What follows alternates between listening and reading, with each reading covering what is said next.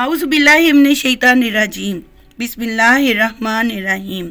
नाजरीन, हम पहली किस्तों में ये जान चुके हैं कि हज़रत मूसा अलैहिस्सलाम की पैदाइश के वक्त कैसे हालात थे और किस मुश्किल से हज़रत मूसा अलैहिस्सलाम की वालिदा ने हज़रत मूसा अलैहिस्सलाम को फ़िरौन के जुल्म से बचाया और अल्लाह ताला की कुदरत से हज़रत मूसा अलैहिस्सलाम फ़िरौन के घर पहुँचे और उसके बाद हज़रत मूसा अलैहिस्सलाम अल्लाह की कुदरत से फ़िरौन के घर पलकर जवान हुए और फिर फ़िरौन ने हज़रत मूसा अलैहिस्सलाम को किस तरह मिस्र से निकाल दिया। जब हज़रत मूसा अलैहिस्सलाम मिस्र से निकले तो एक वसी और अरीज़ पथरीला सहरा अपने कदमों पर चलकर भूख प्यास की शिद्दत के साथ जल्दी धूप में अबूर किया और मदियन पहुंचे, जहां पर एक पानी के कुएं के करीब गिरकर बेहोश हो गए।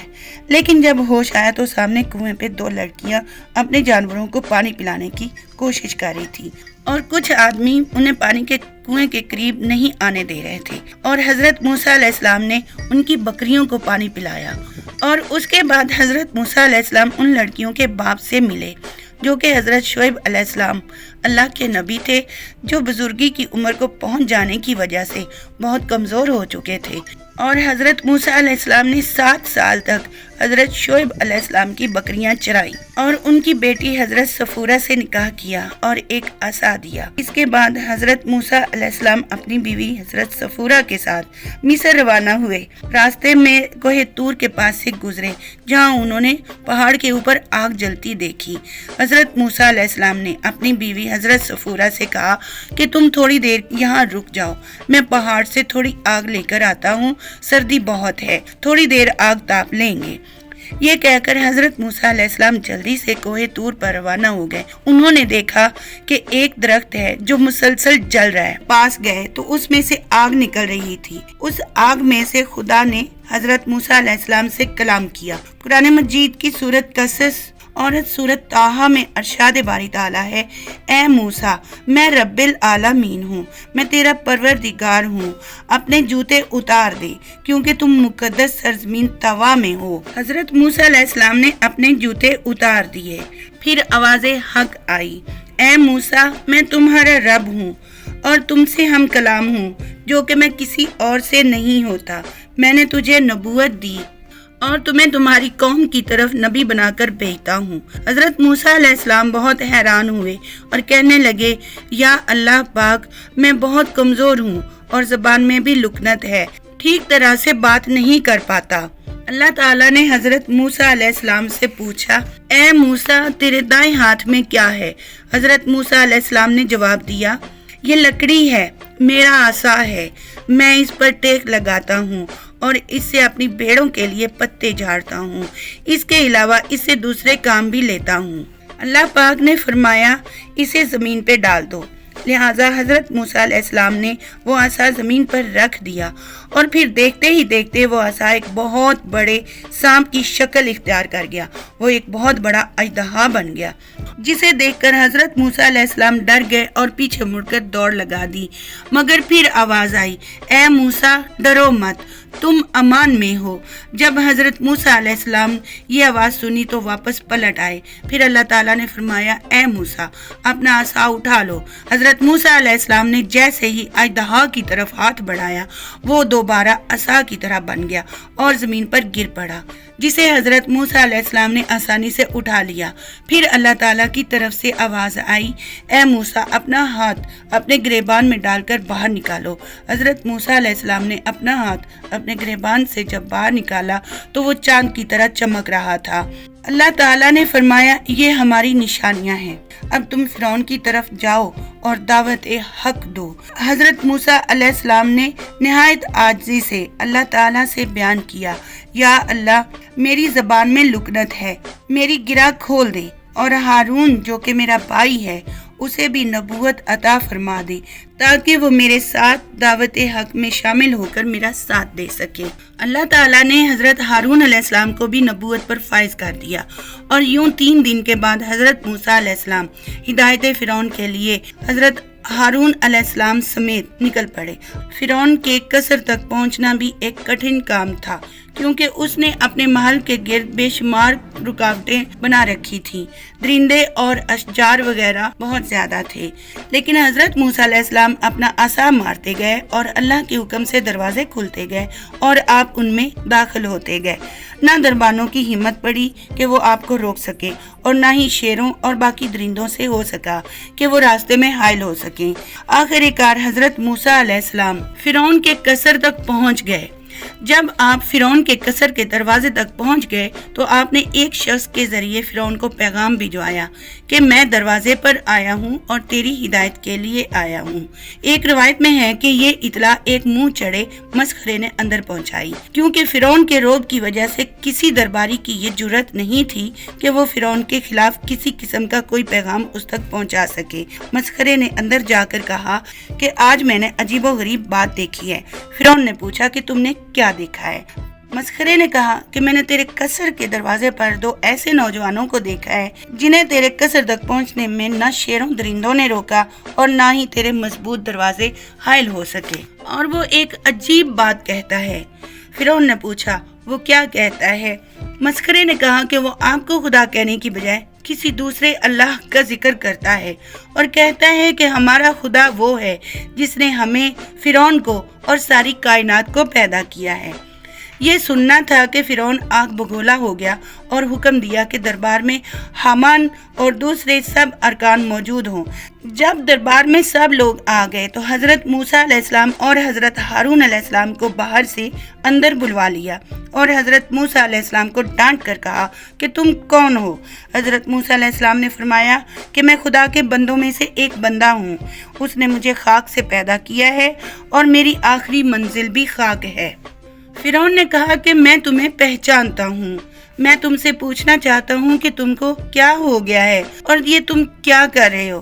اے موسیٰ، تمہیں شرم نہیں آتی کہ کل ہی کی بات ہے تم ہمارے گھر میں پرورش پا رہے تھے، پھر تم نے ایک قبطی کو قتل کر ڈالا، پھر تم یہاں سے بھاگ کر روپوش ہو گئے، پھر مدین میں مزدوری کرنے لگے، پھر ایک شخص کی بکریاں چرانے پر ملازم ہو گئے، اور آج ایک عرصے کے بعد آ کر بلند آواز سے دعویٰ کرنے لگے ہو اور میرے علاوہ کسی اور خدا کی خبر دے رہے ہو۔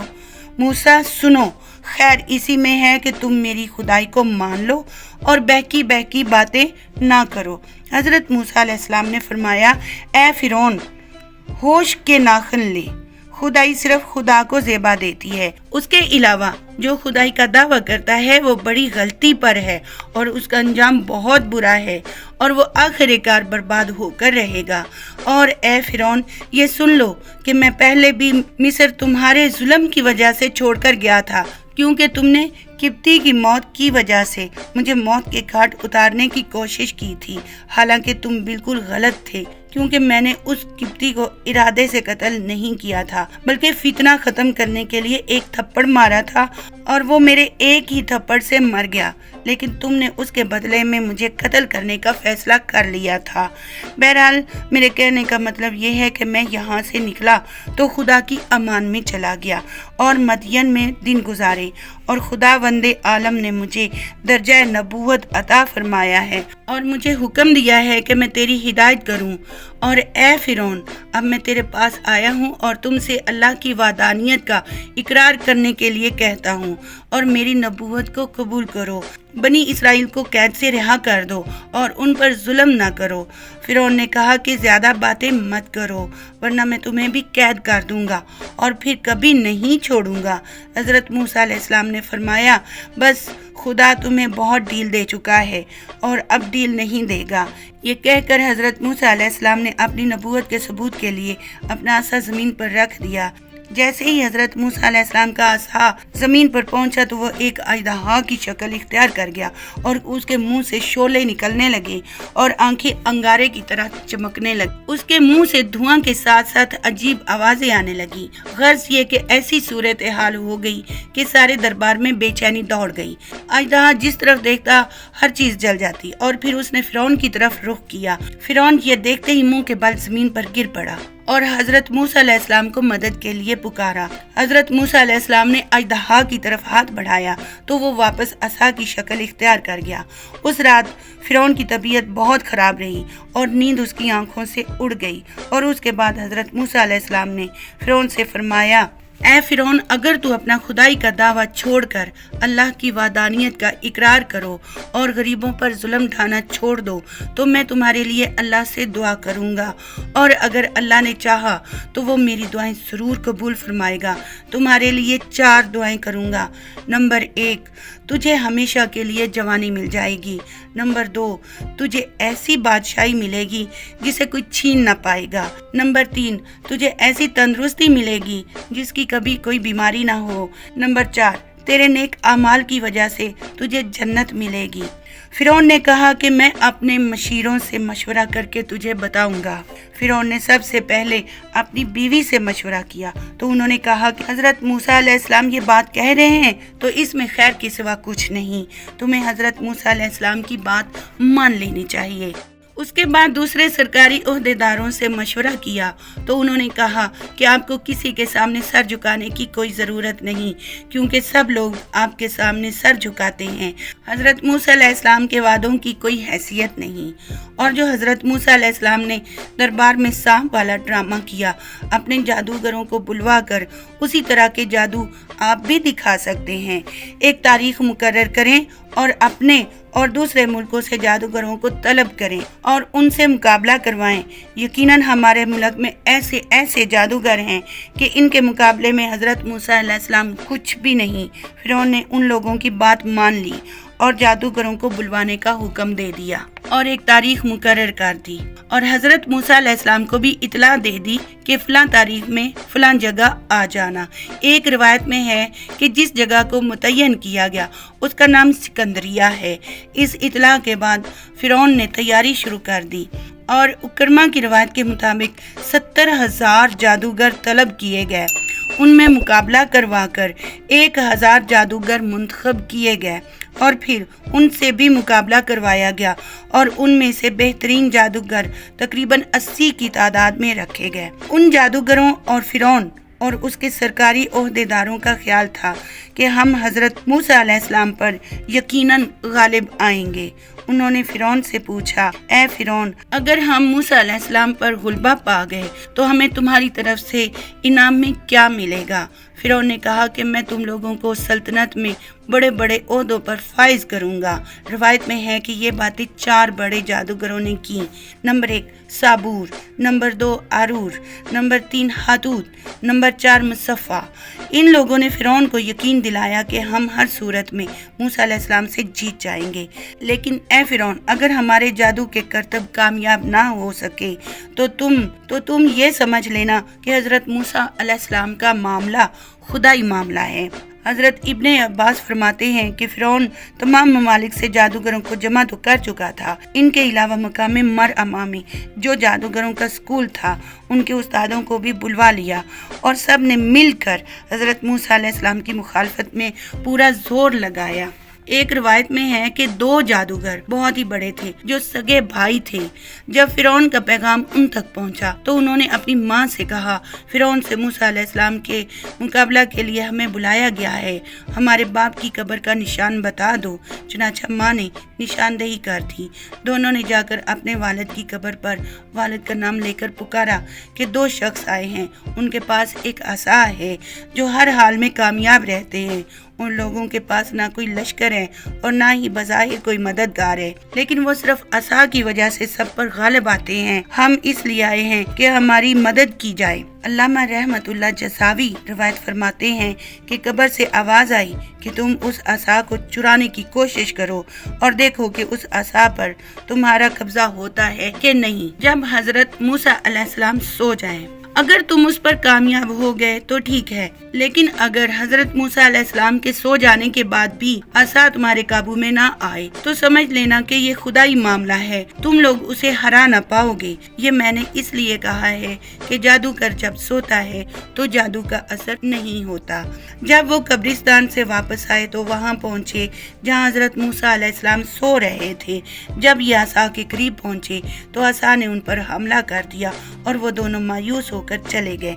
अलगरज जो मकाम फिरौन ने तय किया था उस जगह पर तमाम जादूगर जमा हो गए और हजरत मूसा अलैहिस्सलाम का इंतजार करने लगे। एक रिवायत है कि फिरौन के जादूगर 60 ऊंटों पर रस्सियां लाद कर लाए थे और एक रिवायत है कि फिरौन ने 1 महीना तैयारी करने के बाद हजरत मूसा अलैहिस्सलाम का मुकाबला करवाया था। जब मैदान में वो लोग इंतजार कर रहे थे, हजरत मूसा अलैहिस्सलाम अपने भाई हजरत हारून अलैहिस्सलाम को अपने साथ लिए मुतय्यन करदा मकाम पर पहुंच गए। वहां पहुंचकर हजरत मूसा अलैहिस्सलाम अपने असा के साथ टेक लगाकर खड़े हो गए और उनसे कहा कि तुम अपने करतब दिखाओ। इत्आब याकूबी में है कि हजरत मूसा अलैहिस्सलाम ने फिरौन की तरफ जाने से पहले अपनी बीवी को उनके वालिद हजरत शुएब अलैहिस्सलाम के पास छोड़ आए। उन जादूगरों ने जो रस्सियां ऊंटों पर लाद कर लाए थे मैदान में छोड़ दी। वो सारी रस्सियां सांप बनकर दौड़ने लगी और लाखों की तादाद में एक दूसरे पर हमला करने लगी। ये देखकर हजरत मूसा अलैहिस्सलाम जरा झिझके।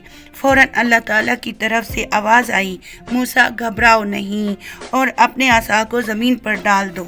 जैसे ही हजरत मूसा अलैहिस्सलाम ने अपने आसा को जमीन पर डाला वो एक बहुत बड़ा अजदहा बन गया और तमाम सांपों को निगलने लगा और थोड़ी ही देर में मैदान सांपों से खाली हो गया। जब तमाम सांप निगल चुका तो अजदहा फिरौन के महल की तरफ लपका ताकि उसे भी निगल जाए। इस देखकर फिरौन ने वहां से दौड़ लगा दी और फिर हजरत मूसा अलैहिस्सलाम ने हाथ बढ़ाया। हजरत मूसा अलैहिस्सलाम का हाथ लगते ही बहुत बड़ा अजदहा एक डंडे की मानिंद हो गया और हजरत मूसा अलैहिस्सलाम ने उसे उठा लिया। मौरखीन लिखते हैं कि उस वक्त बहुत बड़ा हंगामा बर्पा हो गया और ऐसी भगदड़ मच गई कि 25,000 लोग कुचले गए। मुख्तसर ये कि फिरौन को शिकस्त फाश हुई और उसी मैदान में किबत के 70 कबीले मुसलमान हो गए और जादूगरों में तकरीबन सभी जादूगर हजरत मूसा अलैहिस्सलाम पर ईमान ले आए और मुसलमान हो गए और सभी जादूगर सजदे में गिर गए। ये देखकर फिरौन ने जादूगरों और तमाम लोगों से कहा कि तुम लोग मुझसे इजाजत लिए बगैर मुसलमान हो गए। अब तुम्हारी सजा ये है कि तुम लोगों को फांसी पर लटकाया जाए या फिर हाथ पांव काट दिए जाएं। लिहाजा हुक्म दिया कि इन लोगों को जो हजरत मूसा अलैहिस्सलाम पर ईमान लाए हैं उनकी मुखालिफ सिमत से हाथ पांव काट दिए जाएं। मतलब ये कि जिस तरफ का हाथ काटा जाए उससे मुखालिफ सिमत का पांव काट दिया जाए। उन लोगों ने कहा कि हमने अपनी आंखों से जो देखा है वो एक दलील है कि हजरत मूसा अलैहिस्सलाम की नबूवत और उनके खुदा की खुदाई एक अजीम हकीकत है और अब हम ईमान ला चुके हैं। तुम जो करना चाहते हो वो करो, हमारा ईमान पुख्ता है, इसीलिए हर शिद्दत और तकलीफ को बर्दाश्त कर सकते हैं। फिरौन ने जब उनका उज़्म और इस्तक़लाल को देखा और अच्छी तरह समझ गया कि ये लोग बात नहीं मानेंगे, उनके पांव कटवा कर उन्हें दार पर खिंचवा दिया। अल्लामा जज़ायरी ने लिखा है कि फिरौन वो पहला शख्स था जिसने ईमानदारों के हाथ पांव कटवाए और उन पर जुल्म बर्बरियत की इंतहा कर दी। नाज़रीन, हजरत मूसा अलैहिस्सलाम पर अल्लाह ताला ने बहुत से मौजज़ात अता फरमाए हैं जिनका जिक्र एक वीडियो में करना नामुमकिन है। अंबिया अलैहिस्सलाम की जिंदगी के सच्चे वाक़यात वक्तन फवक्तन हासिल करने के लिए हमारे YouTube चैनल को सब्सक्राइब कर दें और घंटी के बटन को प्रेस कर दें ताकि हर नई आने वाली वीडियो आप तक रसाई हासिल कर सके। Thanks for watching.